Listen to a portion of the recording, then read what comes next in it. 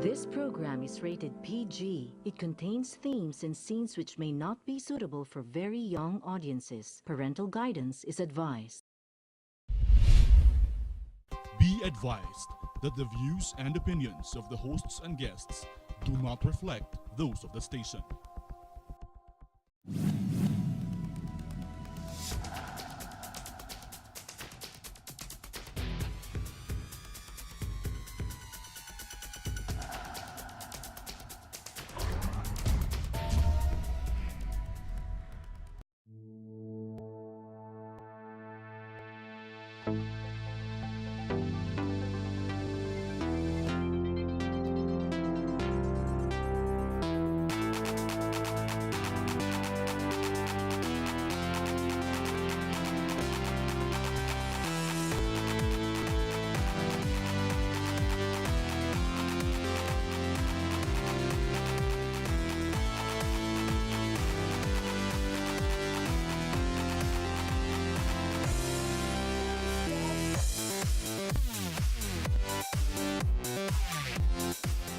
Hello, my name is Harriton Watko. Welcome to our program. Today, we're going to talk about the issues where tensions are beginning to escalate around our region. Pag sinabi po tension, yan ang mga parang crisis na parang humaharap po sa atin. Ang pagkaalam po natin ngayon, yung West Philippine Sea, where this involves China and what they call the territorial claims. But then again, this is not the only issue that's facing us. We've got a bigger problem. Well, whether it is a problem or not, because it's 4.5 hours away, is North Korea. Now, what is the relationship between North Korea, South Korea? How about America, which is in the other side of the world, and North Korea, because they do have a base in South Korea? And why are they a participant in this conflict, supposedly? Then you've got Japan, which is just across a short sea. Then again, you've got, you have Japan, and then you have China. China versus Korea. South Korea, China versus Japan, China versus the Philippines, and America against the world. I mean, all we need is a Trump to be on top of America, then we really have a crisis. But what exactly should we be worried about? What exactly should we be in the know about?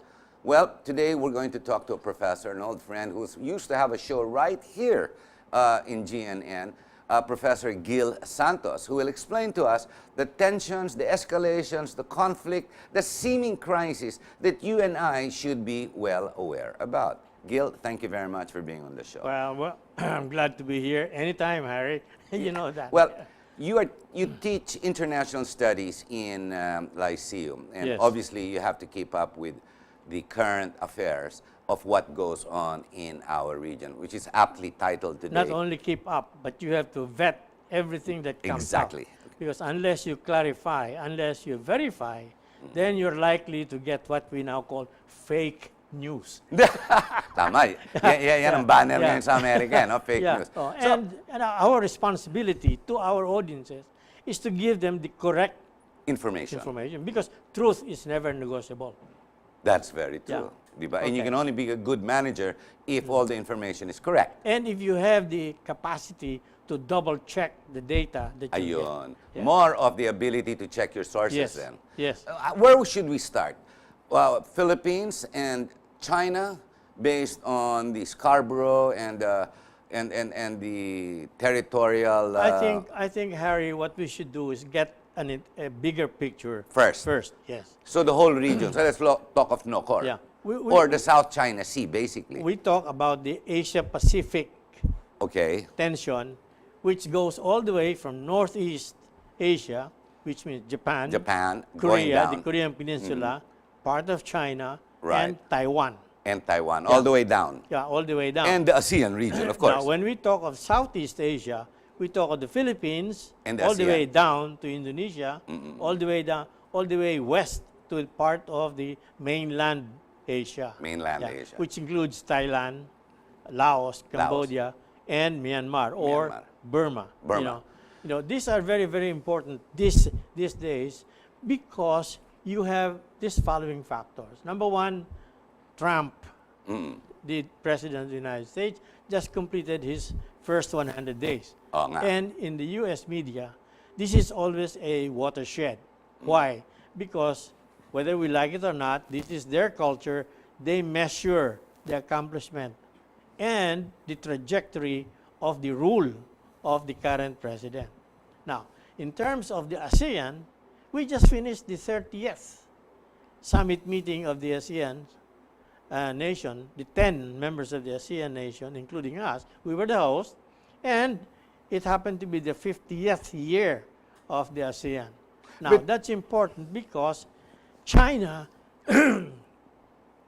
has a claim on almost all of the South China Sea. Yes, the nine-dash line. Which has sown or given growth to the tension in the South China Sea.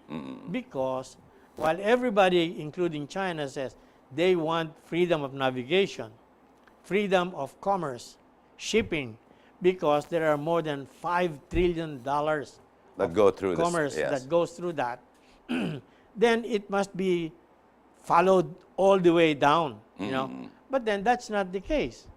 The way China does it, he says something, she says something, and does another, you know.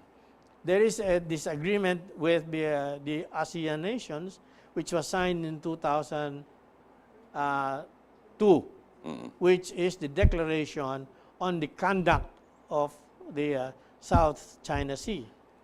And yet, that same agreement says there should be no militarization of the entire correct. Yes, South yes. China Sea. However, since 2002, the Chinese have built their own military facilities in all the 7 atolls and reefs that they control. So that's a direct violation. Direct violation. Number 2, you have a violation on the part of the Chinese as far as the 1982 agreement on the United Nations Convention UNCLOS. on the Law of the Sea, UNCLOS. UNCLOS. That's supposed to be recognizing all the archipelagic territories, 200 nautical miles nearest within to territory. shore. And that is their territory not to claim as a territory, but to explore and develop and benefit from all those explorations and development. Yeah. Let me interject there a bit. Alam mo, there's so much talk and hype about the ASEAN. Between you and I, Gil, is the ASEAN a perfected association of countries?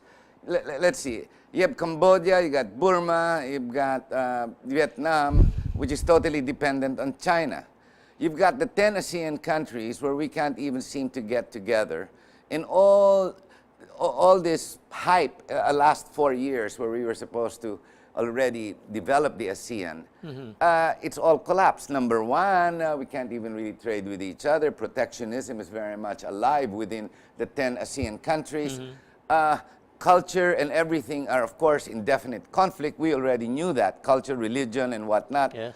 But more than anything, are these people even succeeding? I'm talking the foreign affairs and the countries, are they succeeding with each other? I mean, we can't go there and just do business there. Sure, tourism, nagando na lang, open visa. But we can't just go in there and trade, neither can they do here. I mean, we've got restrictive policies. We've got the 60-40 percentages against foreign investment.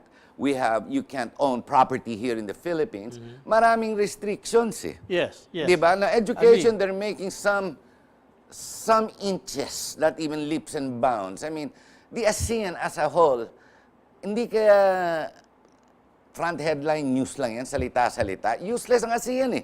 No, they are trying to do their best to get Yeah, to but is the best measure, an integration. No? is it any good today? Parang failure pa rin eh. Ah, Puro salita eh. It has failed. But Yes, nevertheless, Thank you. That's the all I wanted effort to hear. must be The ASEAN continued. has failed on its objective, is what I was trying to reach. That is the problem with diplomats. They don't want to say that, you know. But the But it's fact failed. is, I mean, let's it has face it. failed. Since the 2-3 years ago, 4 years ago, I was so, you know, all hyped up. It's gonna happen. It's gonna happen. Until today, wala pa rin. Ang ASEAN, parang spending useless money. You're throwing good money after bad at the ASEAN. No, hindi naman. Let's look at it the other way around, no? The other way around, looking at it is, first we must realize that the ASEAN has 3 phases of integration. One is the socio-cultural. That's what you're talking about.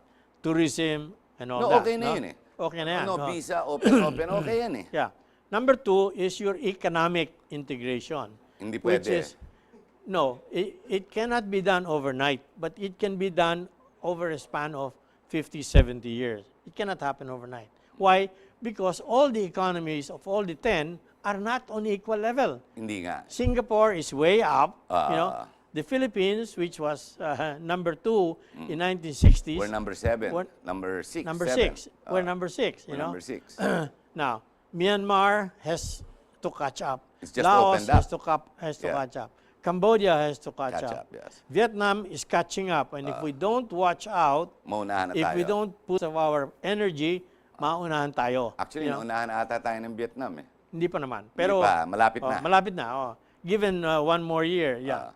Indonesia has caught up with us. Oh, yeah, yeah. Thailand has caught up with us. Malaysia definitely Yeah, ahead is na way yun eh. behind, way ahead. above us. Now, the point I'm saying is there's a third pillar in this integration business of ASEAN, and that is the political and national security, regional security. Now, that is very, very ticklish. Why? Because when ASEAN was formed, I covered it, you know. The Indonesian, Sukarno, at that time was still alive, had instructions to Subandrio, his foreign minister, you must include the words musyawara and mufakat. Musyawara means consultation. You can and mufakat means total agreement, all. Meaning, around ASEAN, if you have 10 members and only one object, you cannot carry out the decision. And this is what the foreign powers now are doing. They are playing on that.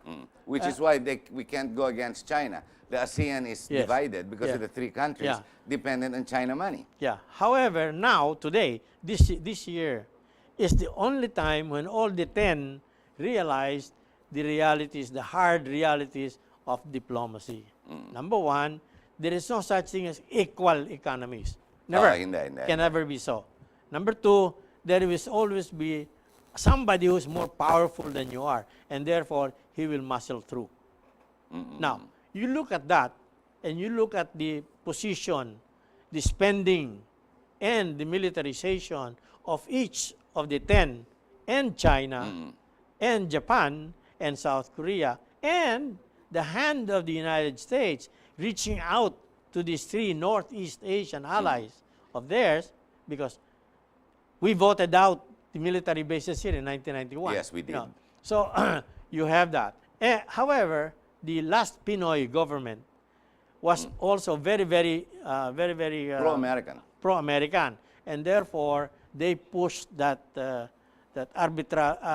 arbitration court decision, which the Philippines won Yes. against China. However, the Chinese are not going to honor or even recognize the jurisdiction of the court. Why? Because the Chinese knows that there is no one agency of the United Nations that can enforce the law, the international law. So who the hell? Correct. Unless China attacks somebody and all the allies pounce on So China. let's go to the So, bigger picture now that involves North Korea, South Korea, and what's going on with the guy with the bad haircut, Kim Jong-un. Diba? Yes. Now, where does that put us? Now that we've talked about the ASEAN, we've talked about our problems here in our area. Yeah. How does North Korea affect us and the tension there? Okay.